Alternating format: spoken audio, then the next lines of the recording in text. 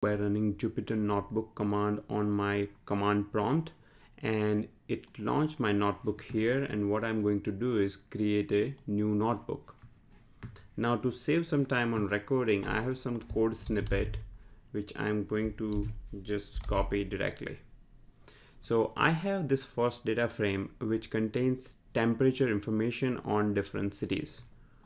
And then I have this second data frame which contains data on humidity. Now, often I want to join these two data frames to create one single data frame which contains both temperature and humidity. And you can do that using pandas.merge function.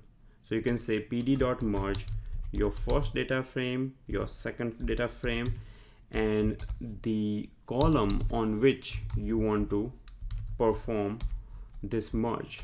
Okay, and when you print your data frame, it's gonna look like this. So now it has temperature and humidity, and you can see that New York has 68 humidity, which is 68 here, and 21 temperature. So it is truly, it's not just going by the row index, it is truly looking into the value of the city and performing this join. Now, if you are aware about database joins, then this is exactly same. It's like doing a join between two tables using this column, such as which is basically city. Okay. Now here you had all three cities present in both the data frames. What if you have, let's say, one extra city here, Baltimore, where the average temperature is, let's say, 32, and then you don't have Orlando here. Instead of that, you have San Francisco. Okay, so let's say this is how your data frames are set up. Okay, now when you perform this join, you will notice that the result has only New York and Chicago. So whatever was common between these two data frames, you are seeing it here. Now it's missing Orlando, Baltimore, and San Francisco. The reason is as you already figured it out, it did an intersection. So if you remember just the set theory, as you can see in the diagram, intersection is basically taking common elements between the two sets. Okay. Also, in our database world, there is this concept of inner join. So that's what this is, inner join or intersection. Okay. Now, the second kind of join that you have in database is basically outer join. If you want to use set theory terminology, then it will be a union, taking union of two sets basically. Okay, so the argument that you would use is how. So in how, if you say outer, then it's gonna be a union of these two tables. So you'll see Orlando, Baltimore, and San Francisco, and the columns for which it doesn't have information is gonna put NaN over here.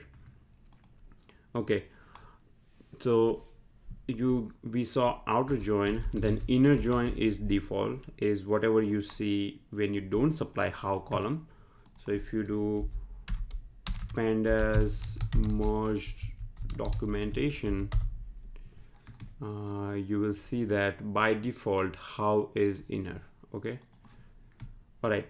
Another kind of join is left join. So again, as you can see in the picture, left will take all the common elements between the two sets and also the remaining elements from the left data frame. So you can see that now I have Orlando and Baltimore. Okay, these two are present, but I don't have San Francisco because San Francisco is my right data frame. And by the way, left and right is decided by the order in your merge call. So df1 is left and df2 is right. Okay, now let me do a right inner join, not right inner join, really right join.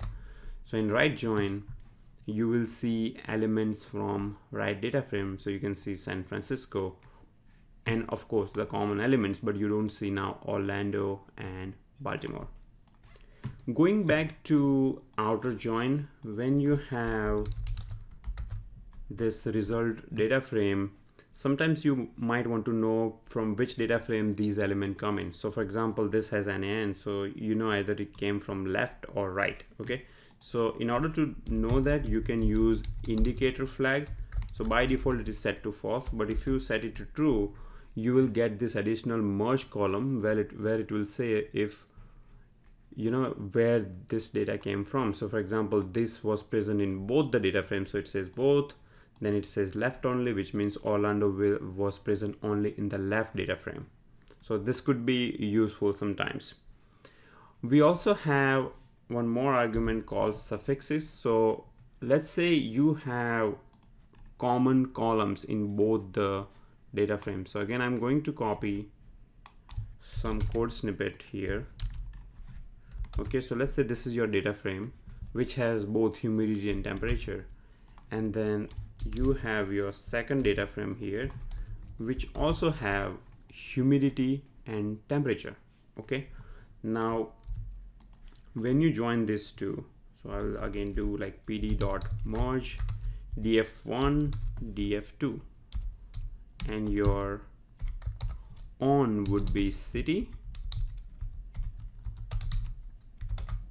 Okay, so what you will notice is it's gonna automatically append _x and _y because humidity column and temperature column were repeated between these two data frames. Hence, when it shows the result, it needs to somehow distinguish these two columns, so it appended these suffixes. Now if you want your own suffixes, then you can use this suffixes column where you can say, okay, my left column and my left data frame and right data frame. So when you do that, by default it is using _x and _y, but when you explicitly supply these suffixes, it's gonna use that, as you can see it here. Okay, so that's all I had for this tutorial. Thank you very much for watching. You can find the